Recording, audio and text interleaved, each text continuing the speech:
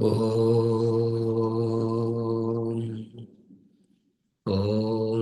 Sahana Bhavatu Sahano Bhunaktu Saha Viryankaravavahai Tejasvinavaditamastu ma vidvishavahai. Om Shanti Shanti Shanti.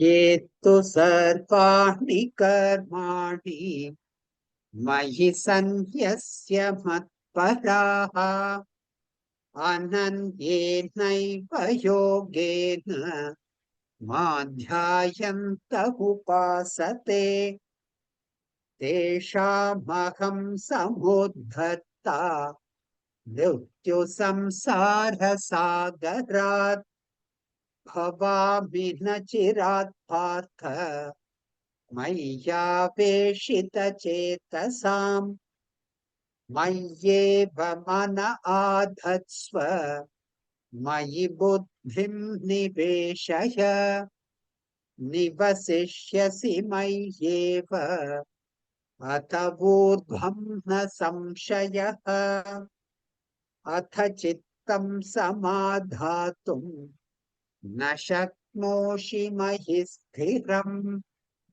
अभ्यासयोगेन ततः मामिच्छाप्तुं धनञ्जय अभ्यासेऽप्यसमर्थोऽसि मत्कर्म परमो भव मदर्थमपि कर्माणि कुर्वन् सिद्धिमवाप्स्यसि अथैतदप्यशक्तोऽसि कर्तुं मद्योगमाश्रितः सर्वकर्मफलत्यागं ततः कुरु यतात्मवान् श्रेयो हि ज्ञानमभ्यासात् ज्ञानाध्यात्मं विशिष्यते ध्यानात् कर्मफलत्यागः त्यागाच्छान्तिरनन्तरम् अद्वेष्टा सर्वभूतानां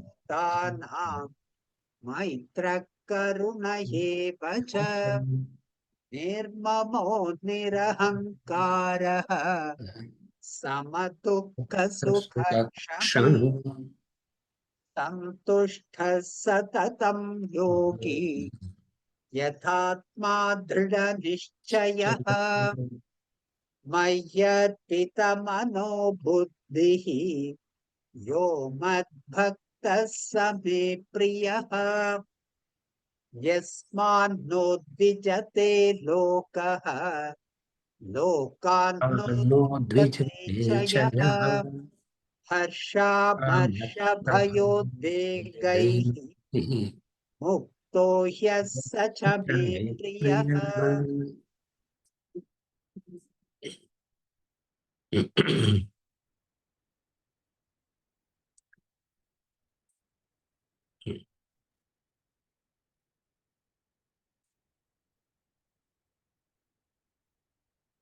Clarification. Very. In the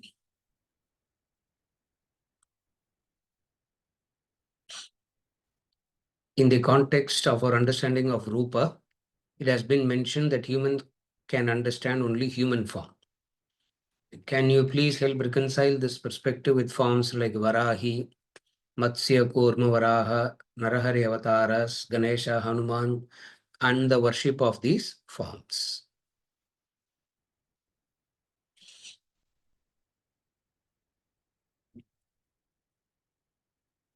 Ram Subramaniam. Human being can conceive of a form. He cannot conceive of anything without a form. The form that a human being can conceive, the highest form that one can conceive is the human form. it means down the line, other forms are included in that. You follow? It means down the line, the other forms are included. What are the other forms? The other forms of half human and half human and half of the other species. Or the other species itself will be given a human form. Like Hanuman being a monkey will not look like a monkey, no. He will not walk on four legs, isn't it? He also walk with the back erect, and he also has a strong biceps and triceps and all that, no, isn't it? Therefore, humans can conceive of a form. Therefore, the form that they conceive will have something of them in it. That's what it meant. When you conceive a form, it will necessarily have something of you in it. You can never have a form without you. It means the other forms included. What are the other forms? The other species. Like Narasimha. They say Narasimha Avatara is the most Avasara Avatara. Avasara Avatara means he has to come so fast. In an instant, he has to come. All other avataras had a gradual time. You know that, no? Rama was in the womb, Krishna was in the womb. Now, this avatara, Narasimha Avatara, has to happen. Avasarama, he has to come.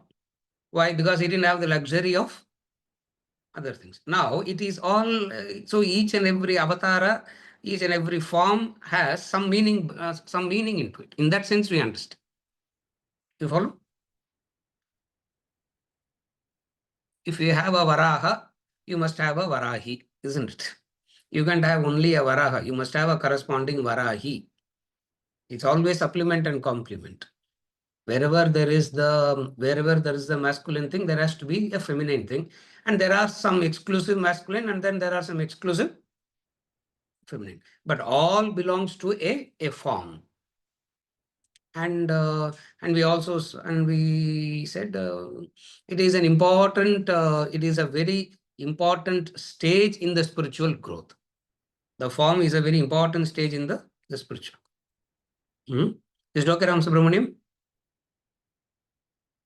Yeah.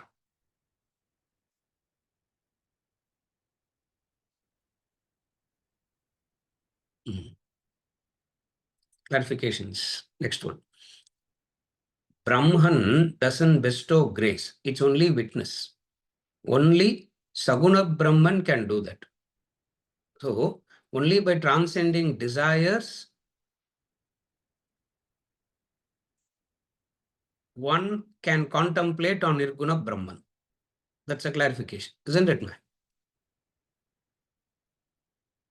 Isn't it? Only when you transcend the Saguna and the Nirguna, you can contemplate. There are some typo errors, so I'm just trying to make it like this.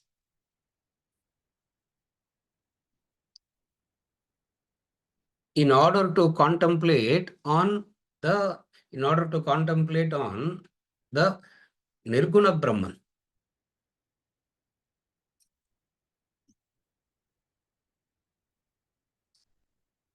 before we go into the discussion of Saguna and Nirguna, at one stage, God is that which bestows grace, and in another stage, God is your own self. At another stage, you yourself is God. So who's bestowing grace to whom? Now, this is the height of knowledge, this Advaita state.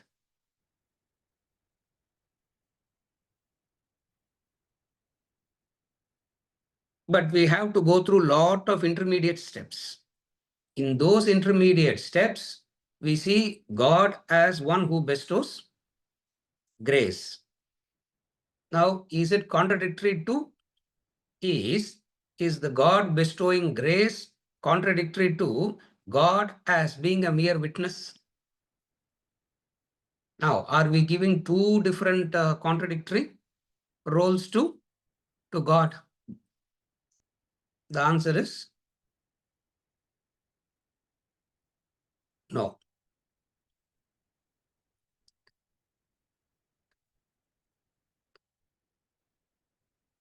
Saguna Brahman, or bestowing or seeing God in a form, is a recognition of the law that is meant for our benefit, which is grace.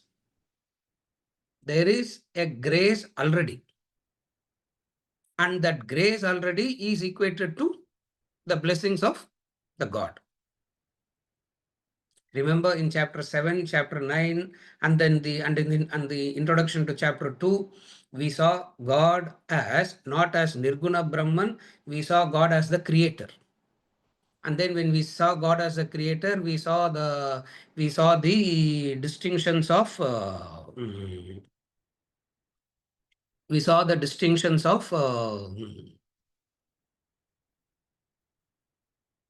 God as the Upadana Karana, Vivarta Karana, all that.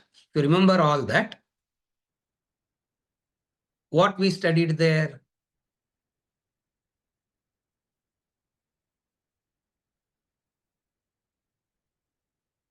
In order to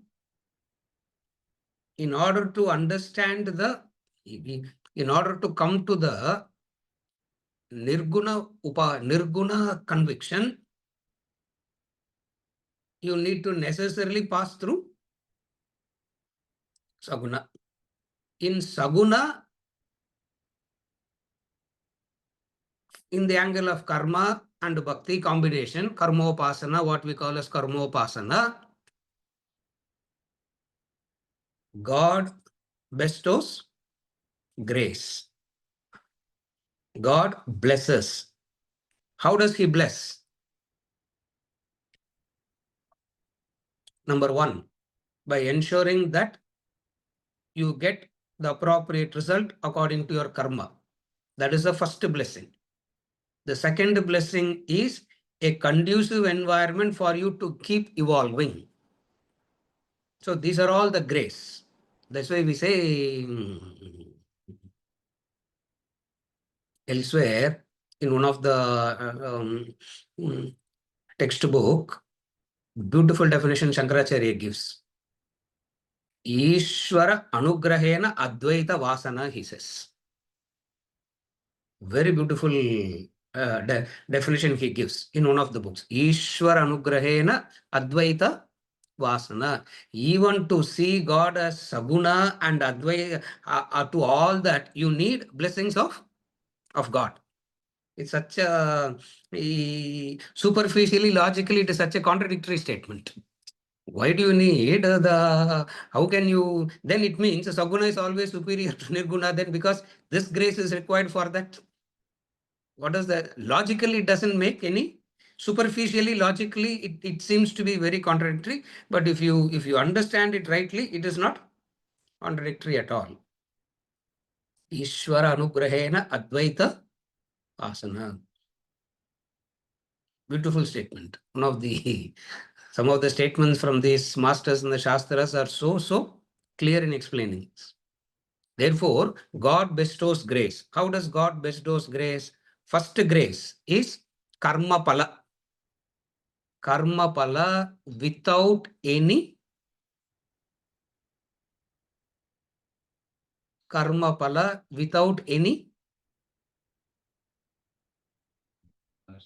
partiality. That is the first grace. Karma pala without any partiality at all is the first grace. Second grace is what we call as Guru Prapti. By the Guru Prapti, Jnana Yoga Prapti. It is very, the sequence itself is so beautiful to understand. From by the Guru Prapti, you get By the Guru Prapti, you get Jnana Yogyata Prapti. That Jnana Yogyata Prapti leads you to moksha. Therefore, right through, what do we understand? The grace is always at play. The grace is always at play.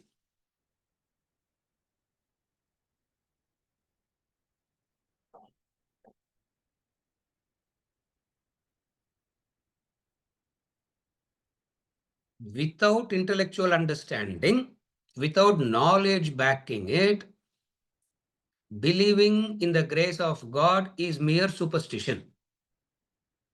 It's a very shallow faith. Why do we say it's a very shallow faith? Because one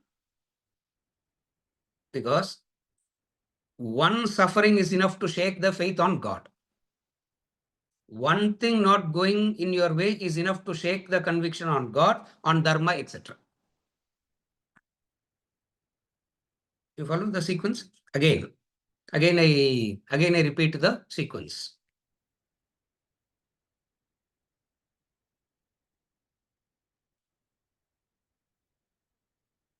From the angle of introducing Advaita, Maya, there is no world at all. When there is no world, who's not there? There is no law there. There is no karma there. When there is no karma there, you are not there. The person sitting opposite to you also is not there. This is jnanam. This is jnanam, what we call as moksha, popularly known as Advaita. So whenever we say jnanam, we mean Advaita jnanam, liberation, moksha. Now, this is a very difficult state to conceive of even theoretically. Therefore, what the Shastras does, instead of just drumming it in again and again and again, it brings about a preparation to come to the state. It helps you in a preparation. What is the preparation it does to come you to the state?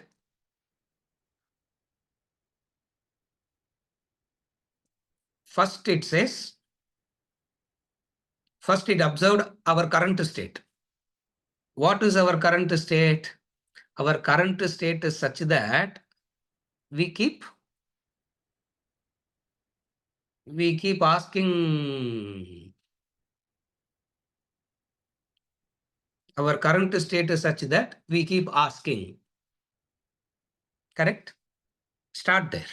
Don't start from Advaita to your level. Start from your level and go to Advaita. The difficulty in our classes, Soumitra, is we come from Advaita to our level. That's why it's always confusing. We don't go from here to Advaita. That's the problem. Because, man, I don't know.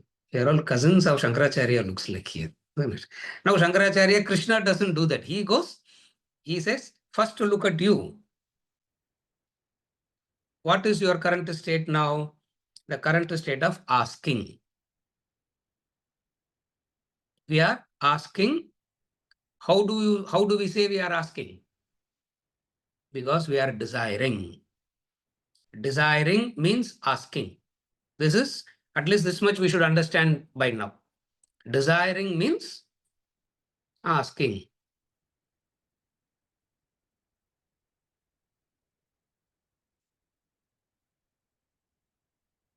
What do you ask? Uninterrupted supply.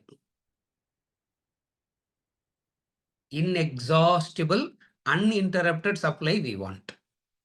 Correct? Whatever be it, doesn't matter what it is, but one thing we want. What is it we want? Inexhaustible, uninterrupted supply. And somebody in the world promises you that I will give you that. Somebody in the world also will promise you that I will give you uninterrupted,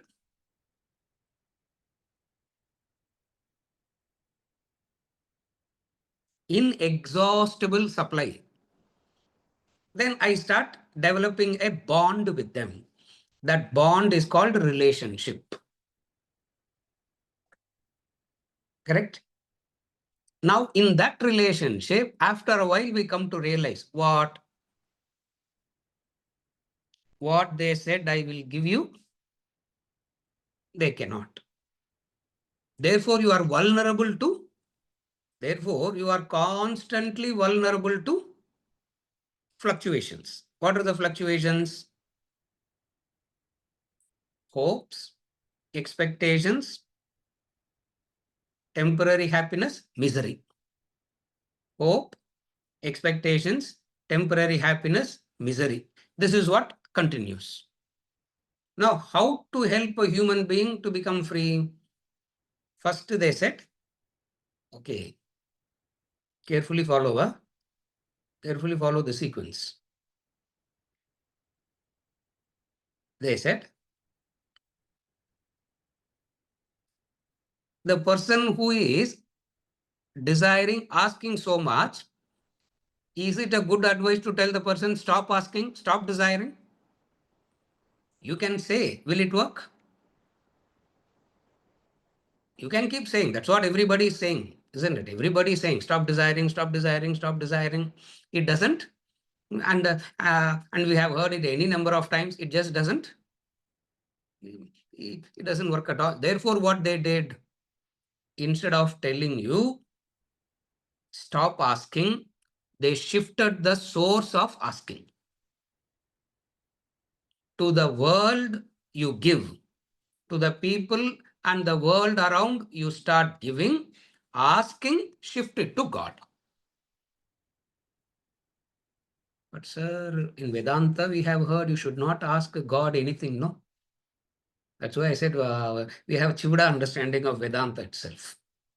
Completely mixed up in understanding, utterly confused understanding. Instead of asking from the world, you cannot stop asking directly. Now, what should be done?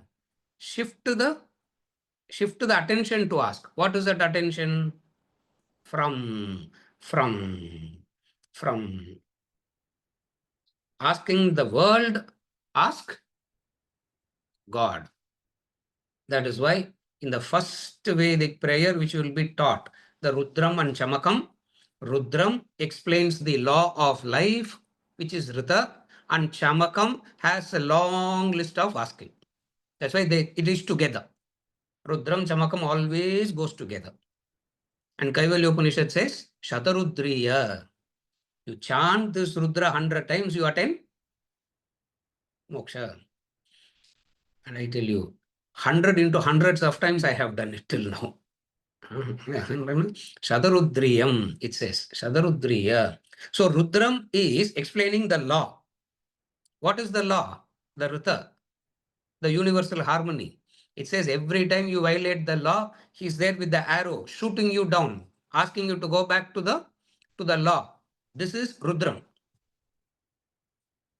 Trayambakam yajamahe sugandim pushtivardhanam urvarigam eva bandhanat mrityor mukshiyamamrita. All that comes in there. The fascinating prayers comes in all that.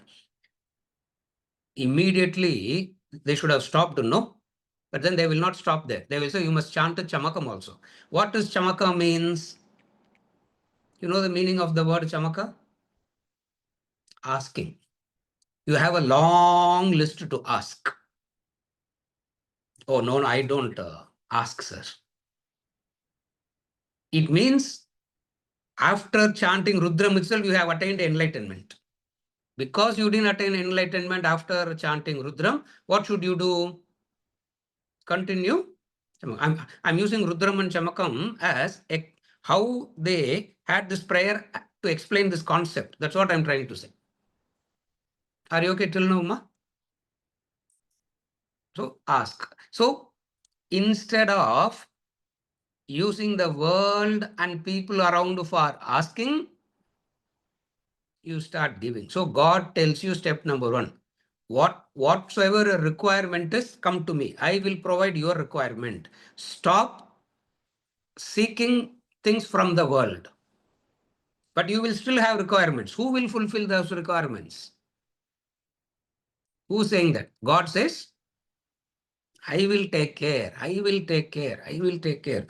Throughout Bhagavad Gita, how many times he has said, come to me, I will take care. Christ says, come to me, I will I will take care. It means what? That come to me, I will take care can be interpreted as Saguna and Nirguna. Now we understand it as Saguna and then we will go to Nirguna.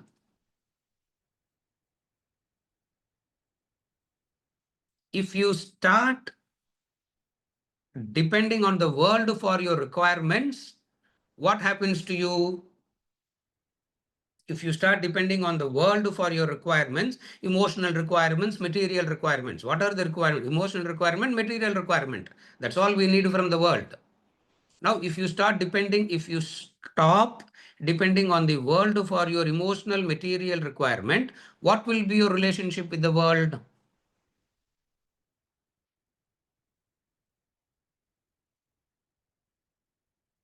The fluctuations will be less.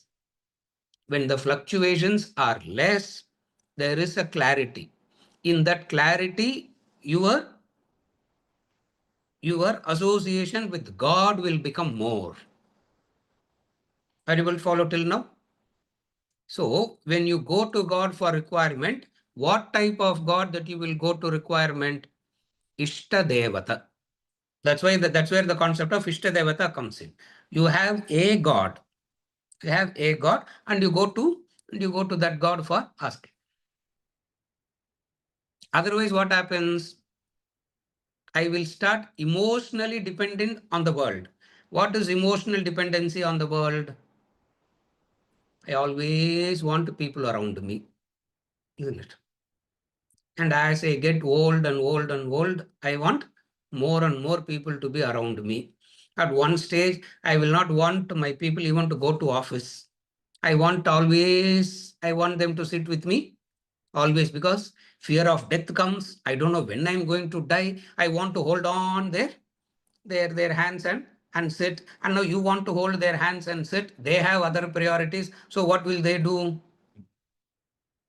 You want to hold their hands and sit. They have other priorities. What will they do? America, Canada, Australia, New Zealand, Bombay, Delhi, except the house, they will go everywhere else. Except the house, they will go. Now there is always an emotional thing. Now, when you start leaning on God and you understand what this Ishta Devata is never going to leave you. So there is an emotional stability. I'm giving you the sequence of growth.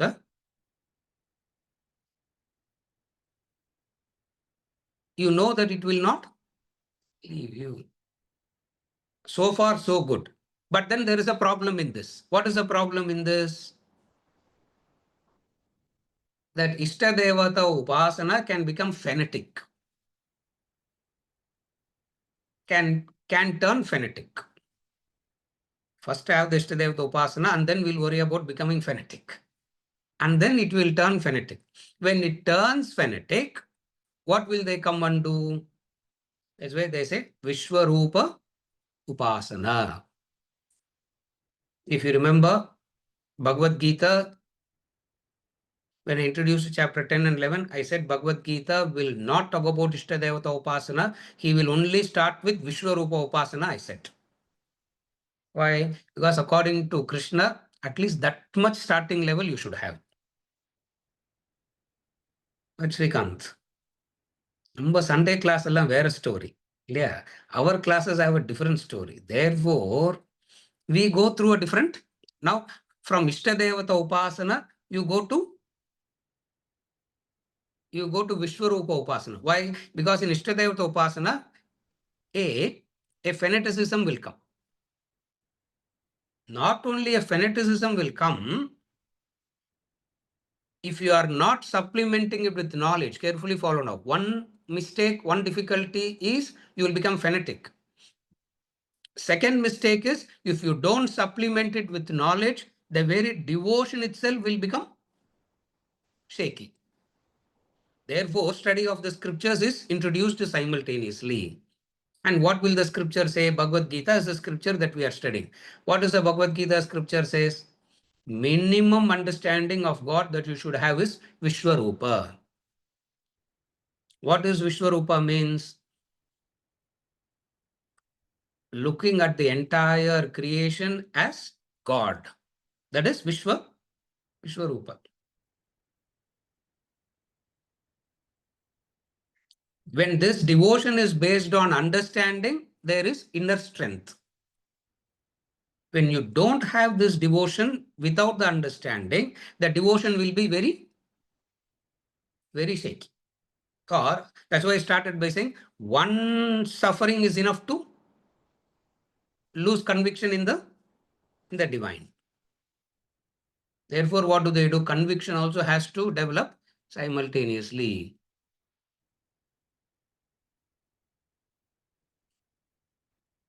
We have seen devotees crying to God, no? Tyagaraja cries to God. Yeah. Why did you leave me? Why did you leave me?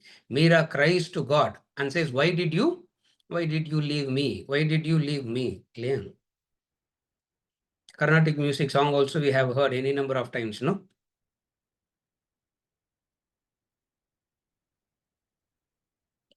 கதறி உருகி நான் அழைக்கவோ இதரமாதருடன் நீ ரமிக்கவோ இது தகுமோ இது முறையோ இது தர்மம் தானோ. Oh my God, what a lyrics there.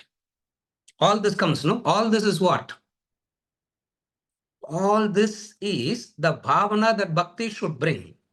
If this bhavana comes, you have developed an affinity to divine.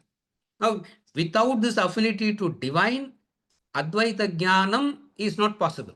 Liberation is not possible without this kind of an intense affinity to God. Are you able to follow? In order to develop that affinity to God, Jnanam is also required. What is Jnanam now? Vishwarupam. What is Vishwarupam means? What is Vishwarupam means?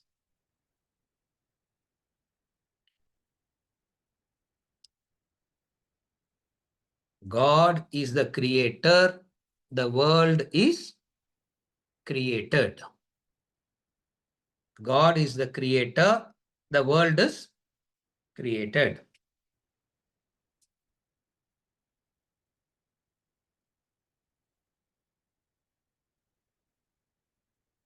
And the created is not different from the creator.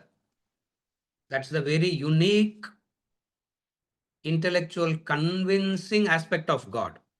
Carefully follow. The creator is not different from the created, because God didn't create the world as the shoemaker made the world. God didn't create the world as watchmaker made the watch. How did God create the world? Answer. How did God create the world? By becoming the world. So when you are dealing with the world, what are you dealing with? God. Correct? You are dealing with God. And when you look around, always there is some part of the world with you. Carefully follow now. Some people may not be with you. Some situation may not be with you. But always one thing will be with you. What? What will be with you? Don't say God. What will be with you? The world. And what is that world? God.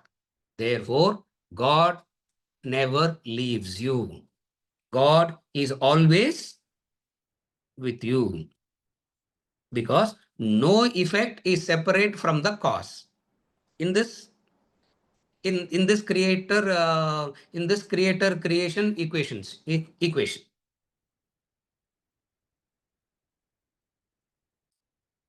When you are handling the ornaments, what are you handling? The gold. When you are handling the table, what are you handling? The wood. When you are handling the pot, you are handling the clay. It means you develop a conviction. This is how knowledge gives you the conviction. Therefore, what they did, everything they converted into God. So every aspect of the world is converted into God. Yeah. Agni is God, Vriksha is God, Vayu is God.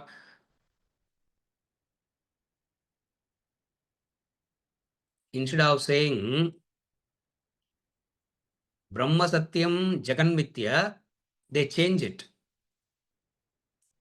Sarvam Ishwaramayam Jagat. Carefully follow. Sarvam Ishwaramayam Jagat. And then comes Brahma Satyam Jaganmitya. But we always take one and leave the other. We always make the mistake of taking one and leaving the other. Sarvam Ishwaramayam Jagat, Kama Brahma Satyam Jaganmitya. This conviction is born of the scriptural study. Therefore, this conviction will aid the devotion. The devotion will aid the scriptural study. Are you able to see how both are interconnected?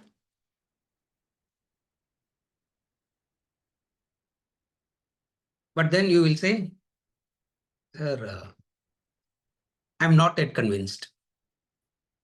What to do? Till you gain conviction, continue the study. Till you gain conviction, continue the study. I'm continuing, sir, still not convinced. What is the answer? Continue the study. 20 years, sir. I have not, 20, 30 years I have studied. Every day, without fail, at 4 o'clock also. What to do, sir? Ram Subramaniam. Continue the study. Continue the study. And if you are not able to get convinced in this Janma, continue the study into the next Janma. But sir, I will continue into the next Janma, but will you come to teach in the next Janma? I will say, no. A better teacher will come. Why a better teacher will come? You need a better teacher. Why? Because in this whole Janma, I am not able to convince. How do you think that I can convince in the next Janma also? Therefore, God says, you will get a. Therefore, Vishwarupa says, grace will be bestowed. How the grace will be bestowed? Srikant. A better teacher will come and give you the conviction. What is that? Advaita Vasana. Advaita Vasana. So as you continue the study, hindrances will come. As you continue the study, hindrances will come. And you need grace to ward off those hindrances. You follow? Therefore, at one level, Brahman, Saguna Ishvara, I worship. At another level, Nirguna doesn't require worship. Nirguna Brahman requires understanding. One requires worship, another requires understand. By worship, you gather a maturity. That maturity is what we call as Jnana Yogyata Prapti. With that Jnana Yogyata Prapti, you attain moksha, liberation. This is how it goes. So, there is no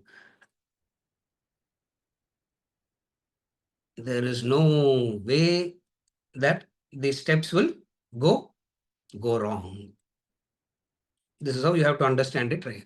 This is how you need to understand it rightly. Therefore,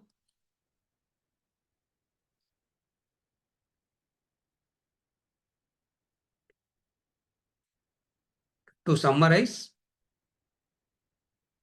you are desiring, instead of asking the world to fulfill your requirements, who should you go to fulfill your requirements? God. After a while, you continue associating with God, you will understand you don't have to ask God to fulfill your requirements because he gave the he set up, he made the setup first, and then only he made you to be born. Therefore, you understand, you don't even have to ask him anything.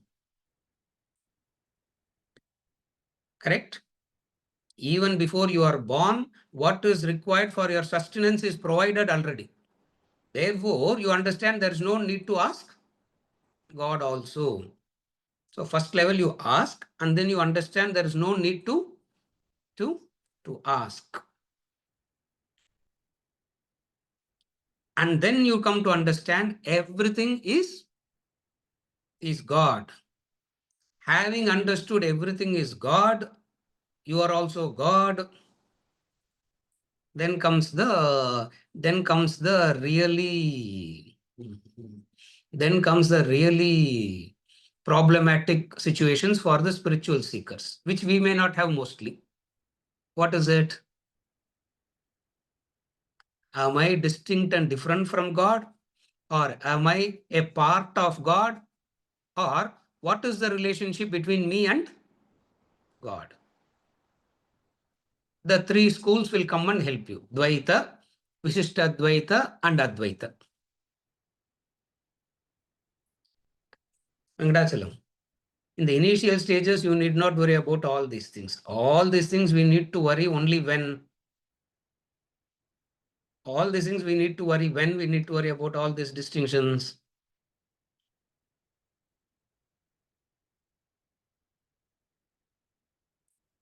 Ramakrishna says, the mention of the God's name should bring tears.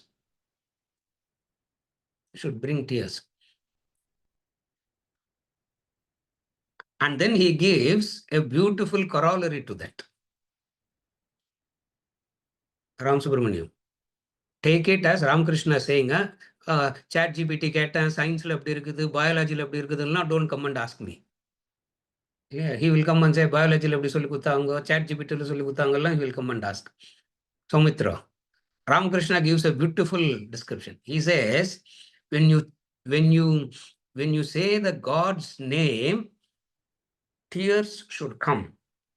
And how the tear should come, he says, is it coming closer to the nose and flowing, or is it flowing this side? I took my glass out. I didn't even see what I was showing again, but I could hear. Tears should come this side, or tears should come this side. Why? When it comes closer to the nose, you are misery, suffering, sorrow. It's tears of pain, misery, sorrow. When you say the God's name, tears must come from this side, because tears coming from that side is tears of joy, devotion. I really don't know biologically it works or not. Ram Subramaniam. புரிஞ்சுதா? Venkat. The next week Amit will ask a question, and that question will not be taken up at all. I'm telling you now only, because he will characters we have, to ask questions.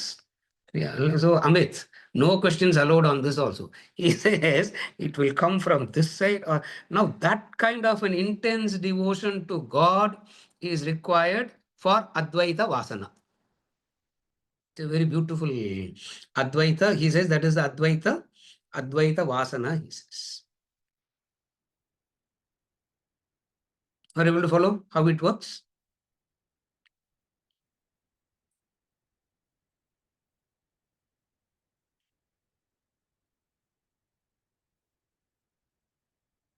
Not asking anything from the world and giving back to the world is called Karma Yoga. He said, for all your requirements, ask God. In relation to the world, what would you do? You give. That is called Karma Yoga. So in relation to the world, Karma Yoga. And your requirements will be fulfilled by? Your requirements will be fulfilled by God. At least world stop affecting you. bothering you. Success, failure will not affect you. Birth and death will not affect you. All this will stop bothering you. This itself looks like moksha, no? This itself looks like one big moksha it is. And then we say, no, no, no. This contentment is a good contentment, but don't be satisfied with this contentment, for there are higher realms to go. That's how it takes you step by step by step. Is there any more clarification?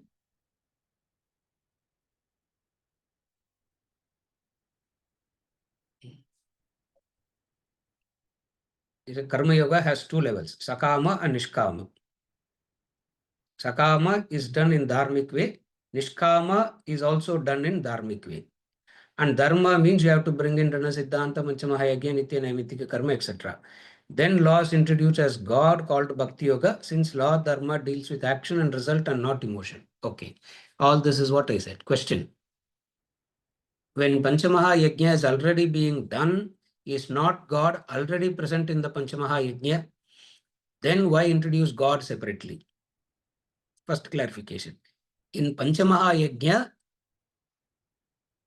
one by one I'll keep answering and keep showing it. Venkat. First question. In Panchamaha Yajna, there is no God. In Panchamaha Yajna, Deva, Rishi, Pitru, Manushya, Bhuta. There is no Ishta Devata and all there. There, God is seen as, when you use the word Devas there, we don't use the word Deva in the sense of Ishta Devata. It is used in the sense of all those who are benefiting you is Devas. Therefore, in Panchamaha Yajna, God is not introduced. That's why Panchamaha Yajna, we always associate it with Karma Yoga a lot. We will never associate Panchamaha Yajna with Bhakti Yoga a lot. Why? Because in Bhakti Yoga, we are very clear about starting it as an Ishta Devata, etc. Panchamaha Yajna is Karma Yoga, part of Karma Yoga. Very good clarification. This has to be very rightly understood. Then we know exactly how to map ourselves, where to map it rightly. So in Panchamaha Yajna, I'm not explaining Panchamaha Yajna now. Deva, Rishi, Pitru, Manushya, Bhuta, in all the five is of the world. And Panchamaha Yajna is being grateful to every aspect of the world which is giving. In the context of what I said just now, instead of asking from the world, you give it to the world. How do you give it to the world? By doing this Panchamaha Yajna. Worshipping the gods means thanking for all that the world is giving you. You say thank you. That is Deva Yajna. What is Rishi Yajna? What is thanking the Rishis means? What is thanking the Rishi means? In one word. We should know that by now. Swadhyaya. Everyday scriptural study is the way in which you thank the Rishis. And then Pitrus, the past. Then comes Manushya, the fellow beings, fellow human beings. And then Bhutani, other species. Or when you do all this, there's no Ishtadevata and all come in here. That's why we will not call it as Bhakti Yoga. We will call it as Karma Yoga. Ultimately, everything will unite. But when you are practicing, learn to practice it separately. That's why when we introduce Bhakti Yoga, in the 7th chapter itself, I said there is a shift. What is the shift? We are going to talk about a personal God. And I also said, when we go to 12th chapter, we will understand how it works. And I also said, you will not remember, but I will remember, I said. Yeah. It's a very good clarification. So, Panchamaha Yajna is Karma Yoga. Bhakti comes in only when you bring in a Ishtadevata, a deity, a form, etc. Next clarification. When law is already a stable, reliable entity, why separately seek stability? by introducing law as God when God and law means the same? Correct. Law is a stable, reliable entity. Now I'm answering. Law is a stable, reliable entity. But our convictions don't tell us that. Our convictions always say law is partial. It is favoring one and it is blessing one and cruel to another. It is kind to one and cruel to other. We don't see law as a stable, impartial existence. Because we don't see it in that way, it has to be introduced and conviction must develop on that. In our own life, we feel law is not very stable, isn't it? That's why it is introduced like that. Next clarification.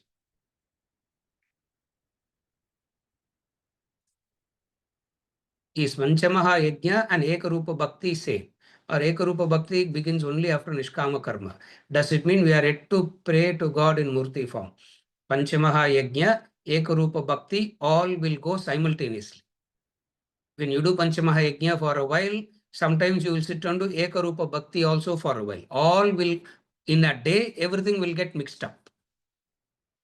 When I say mixed up means, mixed up means you have a predetermined time to do Panchamaha Yajna, you'll have a predetermined to do Ekarupa Bhakti, etc. Mixed up doesn't mean randomly you mix it up. Every day you have a predetermined time and you will allocate and do this. And also I said, when we come to verse number 11, everything will be clear. That also I said when we introduced this chapter. Because how Ekarupa Bhakti Panchamahayagya, everything is getting, how to do all that will be explained and summarized when we go to when we complete verse number 11. Next clarification. Does Ekarupa will have the Sahasranama Parayana that leads to Ishtadevata later after developing sufficient affinity?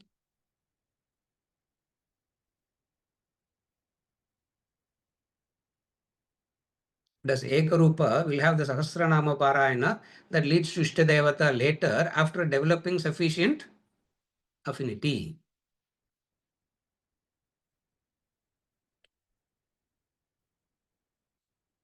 Sahasranama, Ishtadevata affinity and all will go together. Later on, it will go to Vishwarupa, Japa, etc. Don't mix up. What is said in one text, don't bring it up into another text. That's not the sequence that we are studying here. That we studied in, that's a different text, different context. Don't bring that and this and mix it up. We'll treat that separately. We will treat this separately. So, yeah. Any more clarifications? You said japa has 3 stages: loud chant, silent with tongue movement, and later mind chants. Does it mean after all these stages I have to move to Aneka Rupa? This question 5 we will take up next week in the Bhajagovindam Japa class. Not now. Because because in order to answer, I need to go through the entire Japa thing. So this, remember, Venkat, in the question mattum அடுத்த classல கொண்டு வாங்க. About this japa, this loud chant, silence and all that we'll study in the when we discuss the Bhajagovindam, where we studied a lot about japa, etc.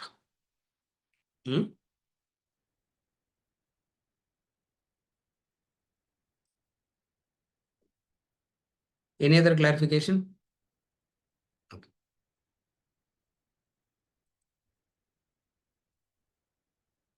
There is the text called Bhagavad Gita. Krishna is the teacher and Arjuna the student. Do you remember that? Vijayarangan, Nyavarga? And we are studying that text now. But that text of Bhagavad Gita we are studying. Chapter 12, up to verse number 7.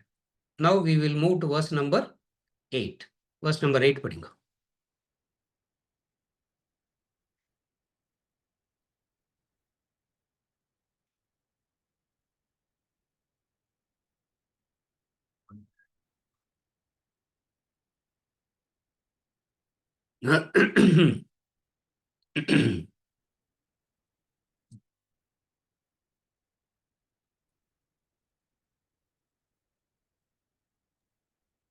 मय्येव मन आधत्स्व मयि बुद्धिं निवेशय निवसिष्यसि मय्येव अत ऊर्ध्वं न संशयः मय्येव मन आधत्स्व मयि बुद्धिं निवेशय निवसिष्यसि मय्येव अत ऊर्ध्वं न संशयः.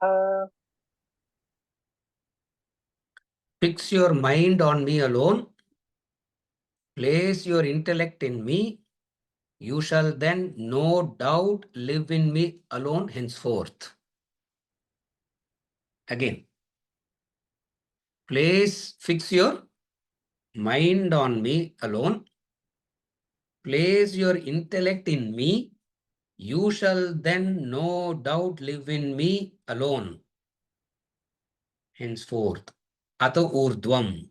Henceforth means from this moment onwards, you live in me only.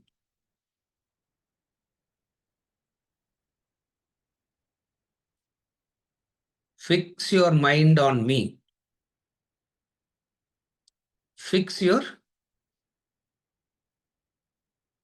Place your intellect in me. What is he saying now?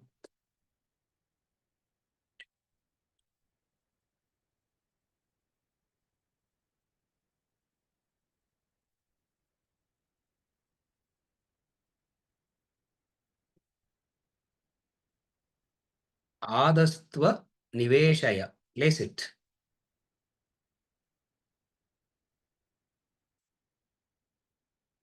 Mind should be in me. Intellect also should be in me. Meaning, in your mind, there should not be anything else. In your intellect, there should not be any doubt about me. Again, in your mind, there should not be anything other than me. In your intellect, there should not be any doubt. Mayeva, in me alone.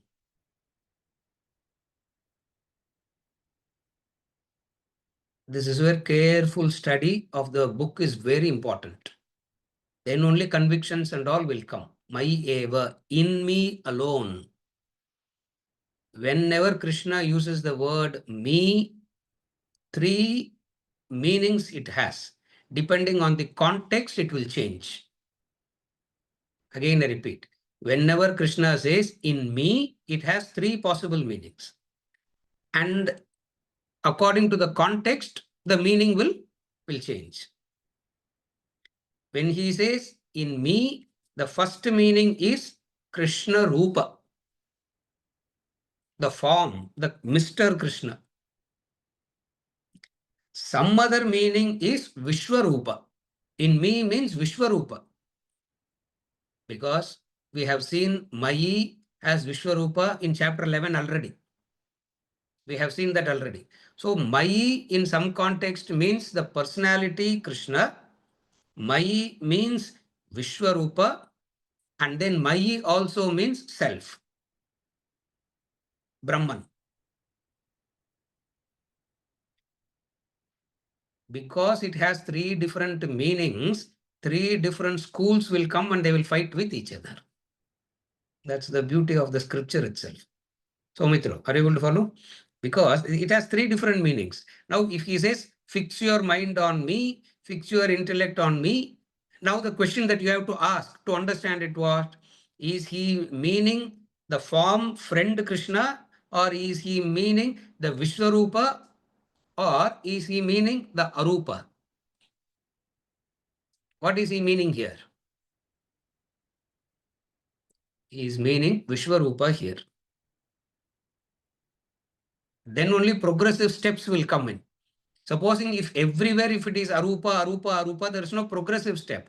Therefore, what is meant by Mayi eva, first person singular, upon me, in me alone, fix. And what are the things that has to be fixed in the Vishwarupa? Two things that has to be fixed. What are the two things that has to be fixed on Vishwarupa? First thing that has to be fixed is the mind. And what is mind? Sankalpatmakam, Vikalpatmakam manaha. Sankalpa and Vikalpa, oscillation. Oscillation is the mind.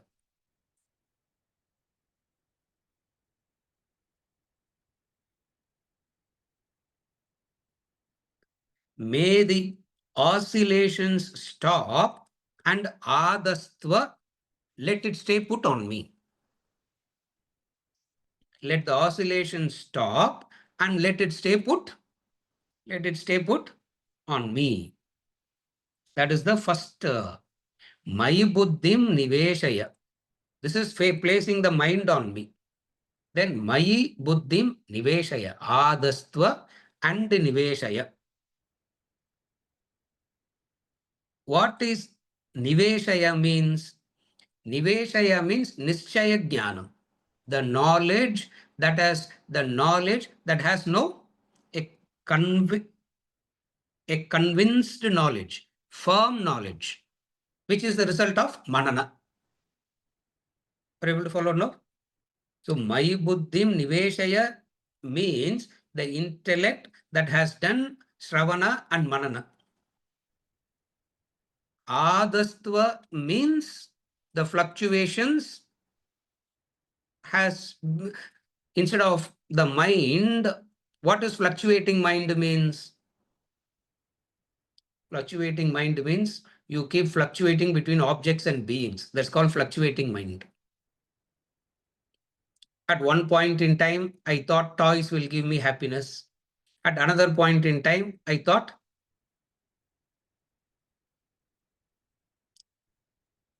in 12 and 13, toys will not give happiness. What will give happiness? Something else will give happiness. At 30 and 40, that will not give happiness. Job and career and wealth will give happiness. At 60, what will give happiness? No arthritis pain, sir, till now. No arthritis pain, no blocks in the heart till now. That will give happiness. At 80, what will give happiness? This is fluctuating. This is called fluctuating.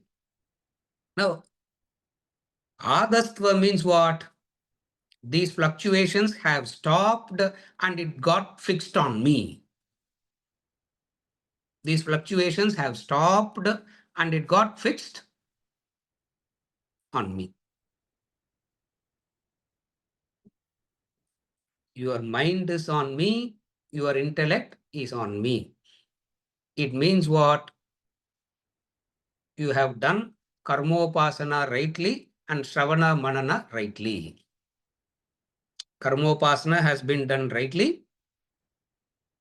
Shravana manana also has been done rightly. When all this is done rightly, what happens? Ata urdhvam na samshayaha. Such a relieving thing. Ata urdhvam na samshayaha. From this, once you got into this, from that moment onwards, your direction has changed. Urdhvam. Urdhvam gachanti sattvastaha, madhye tishtanti rajasaha, adho gachanti tamasaha. Urdhvam. Your direction is changed. And forever this direction is changed. What is forever the direction is changed? Urdhvam. மேல மேல போயினே இருக்கும். ஊர்துவம்னா மேல இல்லையா? சவுத்னா town, ஊர்துவம்னா northனா up. I don't know why it's up, but then it is like that. It keeps going up, up, up, up, up. Urdhvam, urdhvam, urdhvam. Ata urdhvam na samshayah. No doubt at all you will have. What is the doubt that you will not have?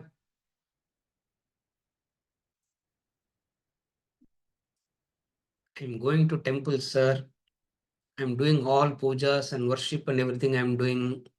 Panchamaha Yajna I'm doing. Shravana Manana also I'm doing. In spite of all this, I still have a doubt. Is there God? You said Panchamaha Yajna, I'm doing. Shravana Manana, doing. Ekarupa Murti Upasana, I'm doing. Everything I'm doing. After doing everything also, I still have just one doubt, sir. What? What is that one doubt you still have?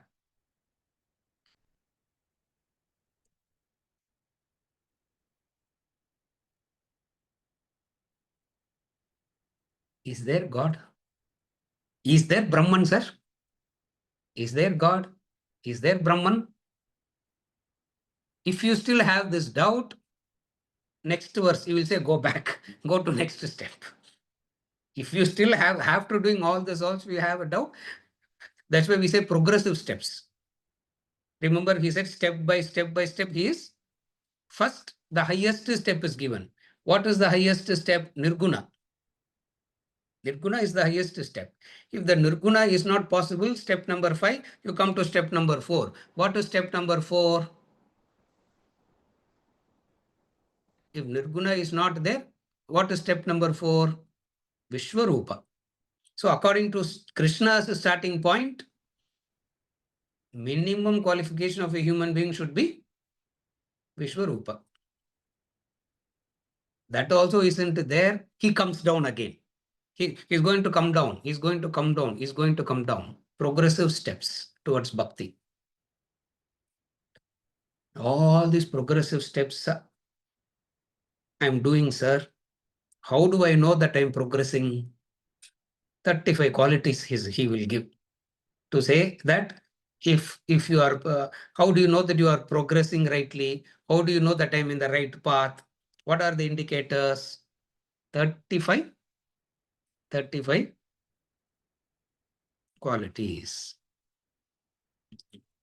Are you okay till now? How do you fix the mind on me?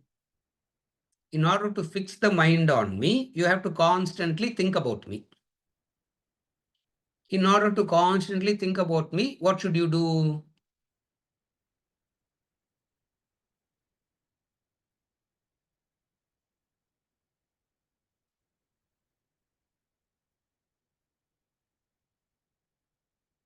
We have seen that, no?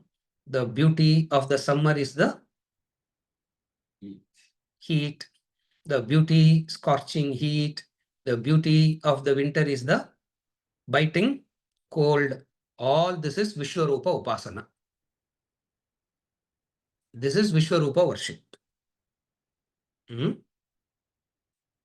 All this is called Vishwarupa worship. He expects us to understand Shankar. Konar notes தான் வேண்டியிருக்குது. Yeah, he expects us to understand. He says the beauty of the summer is the scorching heat.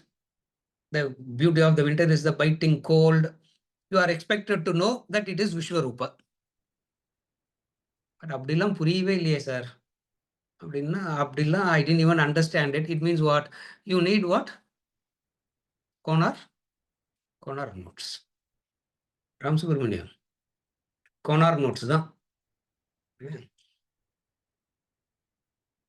I don't know what is the equivalent of Konar notes in Hindi. Is there any equivalent of that in Hindi, Narayanji? I don't know. Konar notes you won't know. Yeah, problem. I asked the wrong person. Agasthyar guide, Hindi la adukku peru. What is called Konar notes in Hindi? Nobody knows Hindi and English. Only I thought only I don't know Hindi and Tamil. Soumitra, sorry, I can't help you. Konar notes. Bazaar notes. It means, see, you have guide, no? You have guides, no? book is too much to understand. Therefore, what do? We go to the guide. Sometimes we say, read the guides.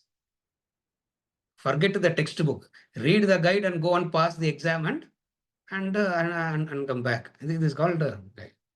So when he says winter, cold, enjoy, heat, all that is meant as Vishwarupa. Vishwarupa is meant there. Now, in order to come to that point, you need to constantly associate. How would you constantly associate with God? How would you constantly associate?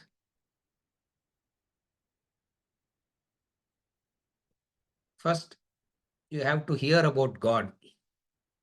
Where will you hear about God first? Amar Chitra Katha. Start with there. Amar Chitra Katha, you will hear Puranic stories, is where you hear about God. And then you hear about that God, you develop an affinity towards that.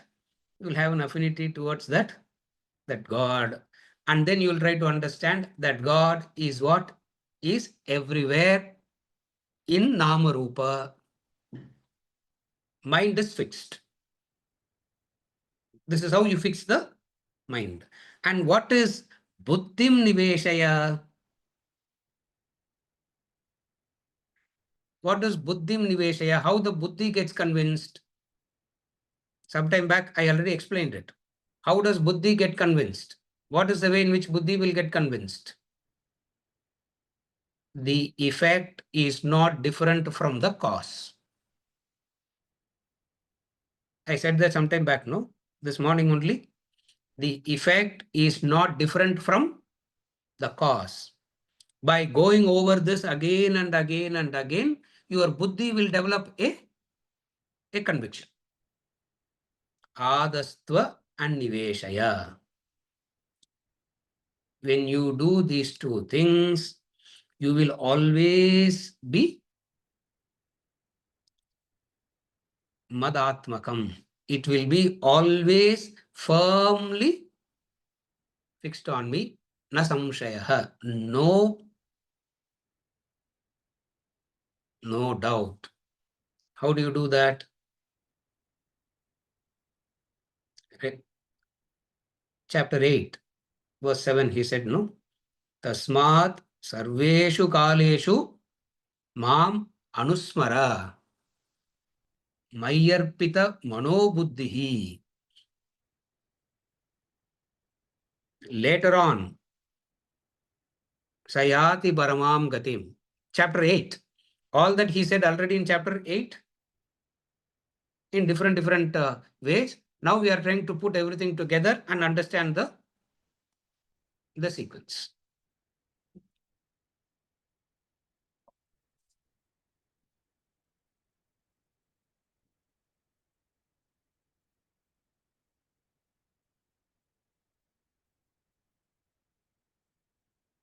We always talk about the confluence of mind and intellect.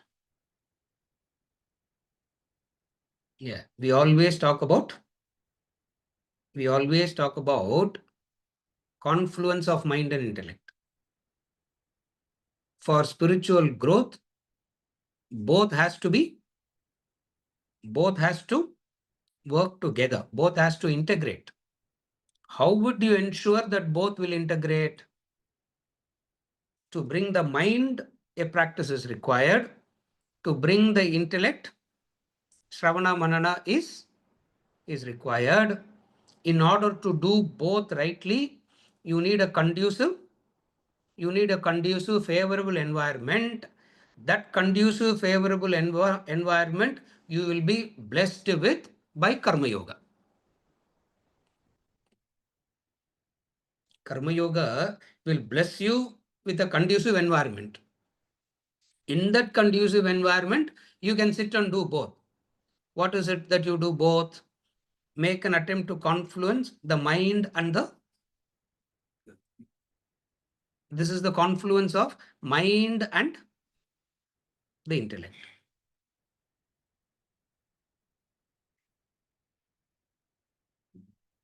If I go on practicing like this and halfway through if I die, what will happen? You will continue from where you left. Nahi kalyana krit kaschit durgatim tata gacchati. Urdhvam only will come. Durgati will never ever come. Ata urdhvam na samshayaha. You will keep growing higher and higher and higher. How do you say that? Chapter 8 again, verse number 24. Shukla gati, Agnir Jyotihi, all that he said. By this practice, I will give you the Krama Mukti you will get.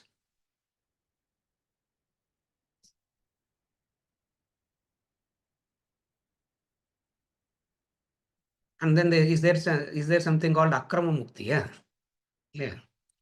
Krama Mukti you will get. That is one thing. Another is what?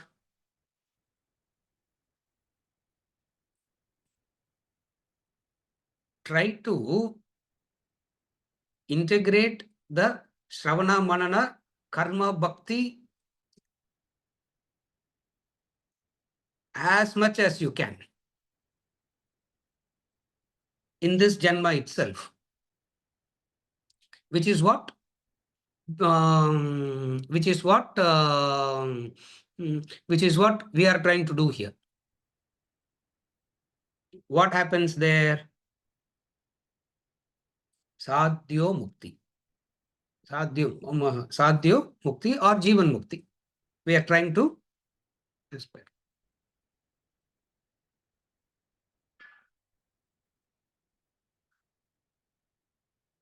Isavasya Upanishad says, if you can't meditate, do. If you can't renounce, do karma. What he said there in 2 steps, here it is broken down into 5 steps. What is broken down into 5 steps here? In the Konar notes class, we may try to break it up into 25 steps. Yeah. Why more and more breakup is necessary? Why more and more of breakup is necessary? Breaking up of the verses, because nowadays breakup null it has a different meaning, isn't it? Why breaking up the verses is more and more necessary? Because of the adhikaritvam.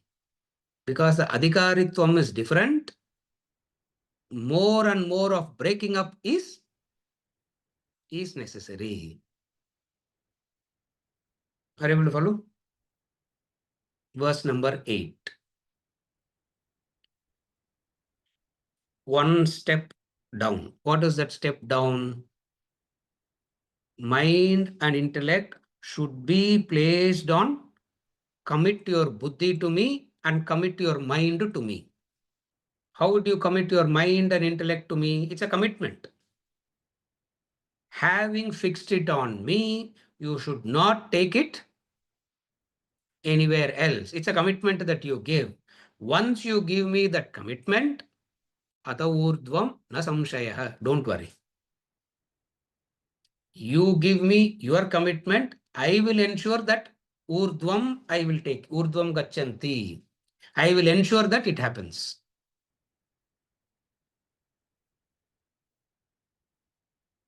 Very difficult to give this kind of commitment in the initial stages. Why? Because tendency of the mind is to fluctuate. Sankalpatmakam, vikalpatmakam, manaha. We saw all that. Nishchaya jnanam is buddhi. The sankalpa, this samshaya, the samshaya is the nature of the mind.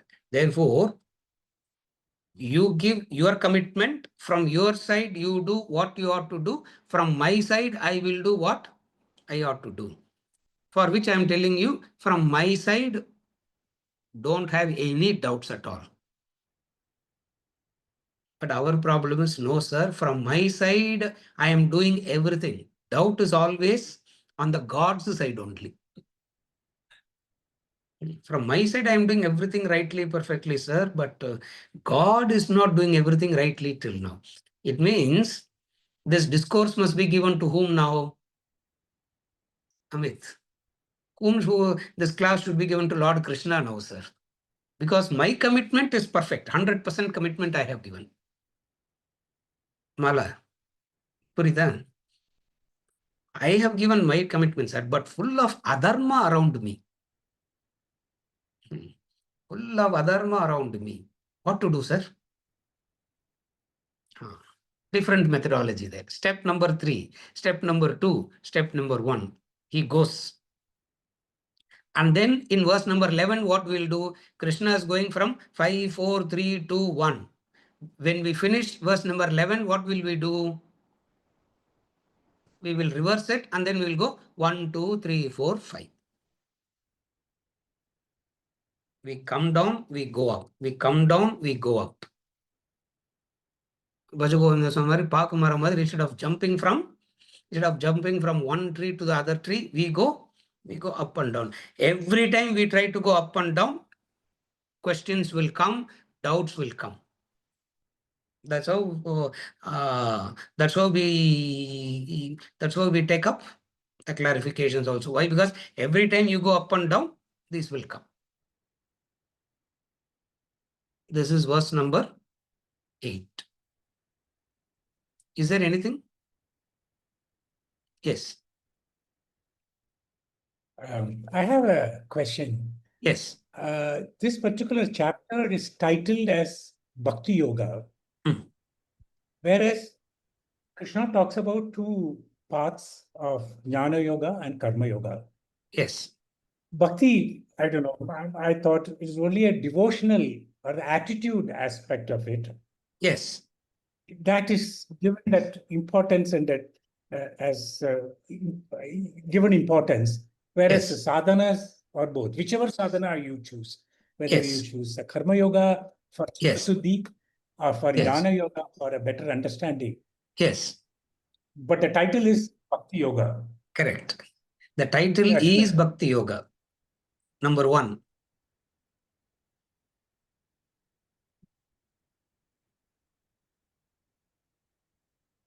Krishna didn't give this title Bhakti Yoga.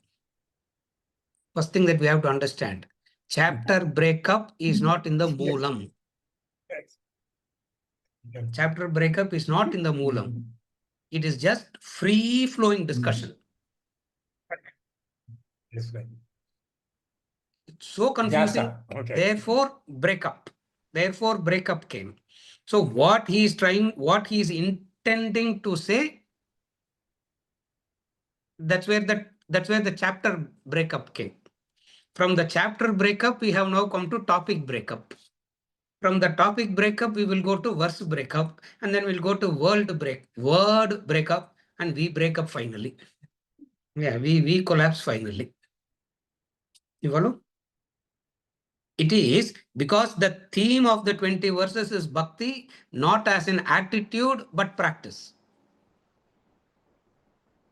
Therefore, we want to establish, so he is trying to establish Bhakti Yoga not as in the mere attitude.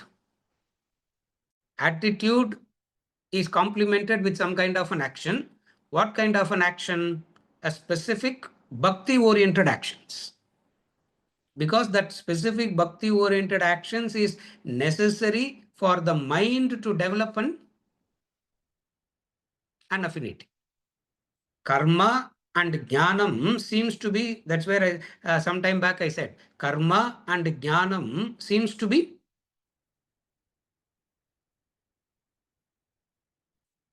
a very logical, ego-fulfilling path to liberation. Bhakti is the unnecessary thorn in between here.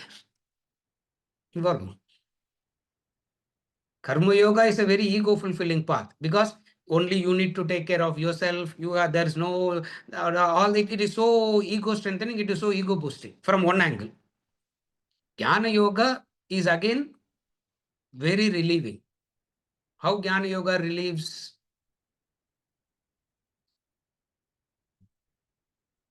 By saying the whole thing is Jnana Yoga comes and says, the whole thing is Maya. If the whole thing is Maya, Dharma becomes Maya.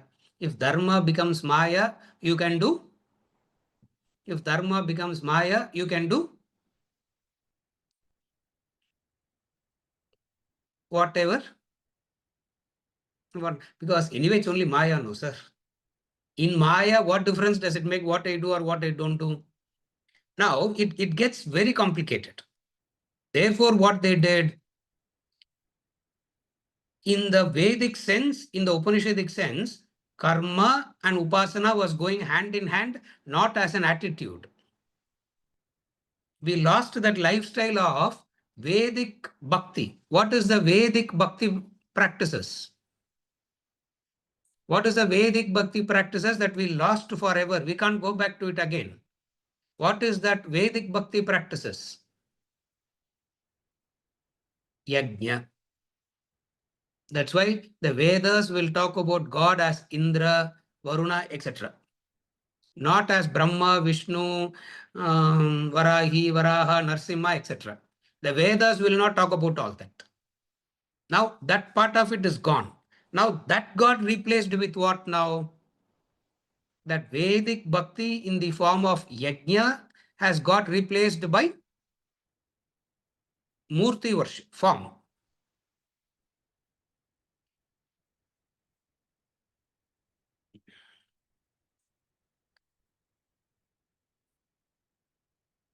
Because of an excessive attachment to the yajna part, later on they came and said, to overcome the attachment to the yajna part, Murti form got introduced. The Murti form became very fanatic now. From the yajna fanaticism, today we have a situation of Murti fanaticism. I don't know what to replace it this now. Therefore, we say replace it with understanding, replace it with understanding. You follow the sequence, Venkatachalam? Therefore, it was so it was seen as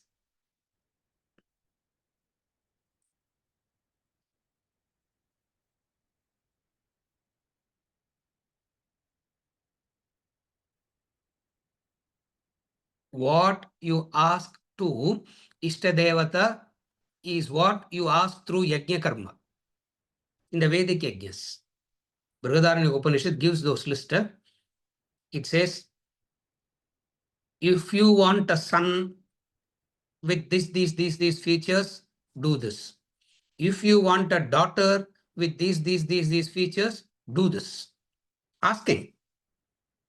What was done there got replaced here. Now, because it got replaced now, what do we have to explain now? To say people to go back to that yajna kind of worship, which is what Upanishads and all talk about, is almost an impossible thing now. Where we are comfortable now is Murti worship. Therefore, the same idea, we take it up into Bhakti Yoga and we are equating it here. You follow, Venkatachalam? Yes, the idea didn't change. The forms changed. Plavahete. The Mundaka Upanishad, while it glorifying the yajna karmas, and then he says Plavahete. Plavahete means it's a boat full of holes. First he said it's a boat that will take you.